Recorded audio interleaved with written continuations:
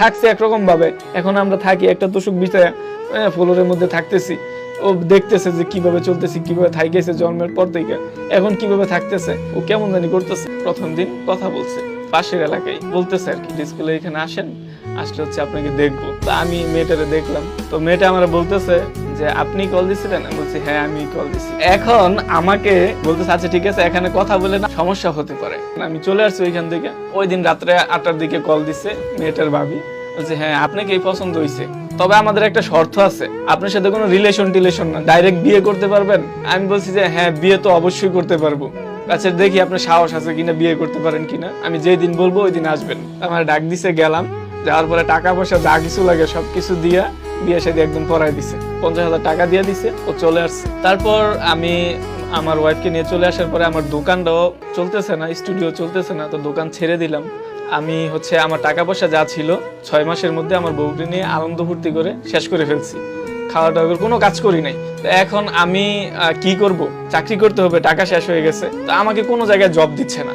হঠাৎ করে আমার বউ প্রেগনেন্ট, এখন আমাকে যে সাহায্য করবে 2 টাকা দিয়ে এরকম কোনো মানুষ নাই, সময় হয়ে গেছে, তখন ওর সিজার করতে হবে, নর্মালে হবে না। তো এখন আমি আমার বউর ব্লাড হচ্ছে আপনার ও নেগেটিভ, ওইখানে বলতেছে যে আমাদের এখানে রক্ত নাই, আপনার ওয়াইফের রক্ত কম আছে, আমরা পারবো না, আপনি হচ্ছে উত্তরাতে নিয়ে যান বাংলাদেশ মেডিকেল, অনেক সমস্যা, মানে অনেক ভয়াবহ অবস্থা। আমি বললাম যে এতক্ষণ বলেন নাই কি, আমার 3-4 ঘন্টা বসায় রেখে এতক্ষণ বলেন নাই কেন?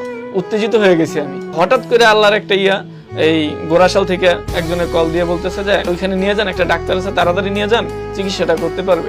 তো নিয়ে গেছি, নিয়ে যাওয়ার পরে এই 1 মিনিটের ভিতরে আমার বলতেছে যে রাব্বিকে? আমি বললাম আমি, যে আপনার মেয়ে হয়েছে। তো বিশ্বাস করবেন না, মানে ওই দিনই মনে হয়েছে যে আমি সুখে মানে কান্না করছি, এর চাইতে সুখ, মানে প্রথম সন্তানকে কোলে নেওয়ার মতন সুখ, আনন্দ, মানে পৃথিবীতে আর কিচ্ছু নাই। আমি সব ভুলে গেছি।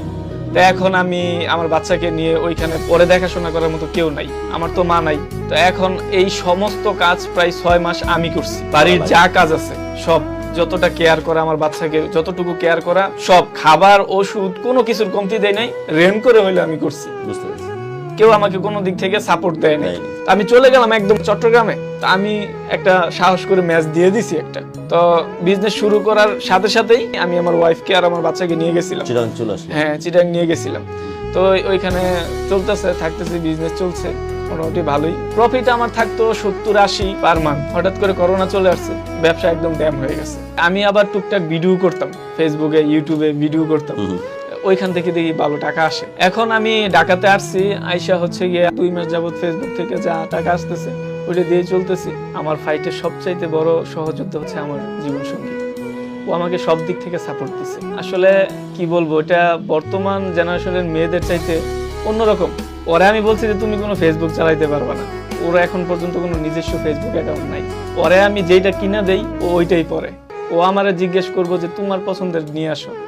এখনো পর্যন্ত প্রায় 12 বছরের উপরে হয়ে গেছে আমাদের। একবার ভালো রাখতেছি, খারাপ রাখতেছি, ও আমাকে সাপোর্ট দিতেছে, সব অবস্থায় মানিয়ে নিচ্ছে। আমার জীবনে